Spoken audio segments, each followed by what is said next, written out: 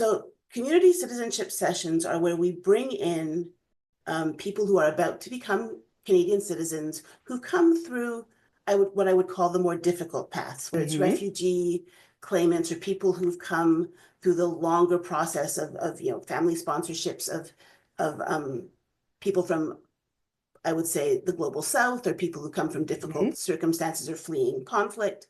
And they come together and we host citizenship ceremonies for them where the community welcomes them in. And the way we do that is they come in, we have a big discussion about their journey with people facilitating conversation at the table. We usually have an Indigenous elder do an actual welcome to the land so that they actually meet an Indigenous person who will speak to them and welcome them to Canadian soil.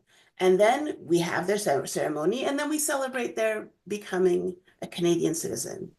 But what I like to do is also invite a student who is most likely born in Canada or born, into the global north, to come and facilitate those sessions, but also to hear those stories. I did it the first time I was invited to do this. It resonated with me because, as you know, I'm the only member of our immediate family who was born in Canada.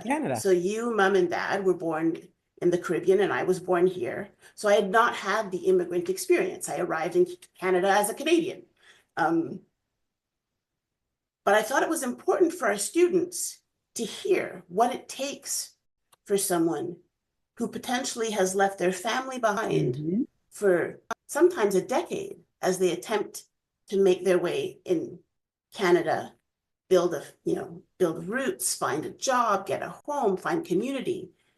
For many of them, they hadn't even seen their family in all that time, because until they became citizens, they didn't have a passport if they were a refugee. They didn't have access to going back, and their family couldn't come see them because it wasn't safe.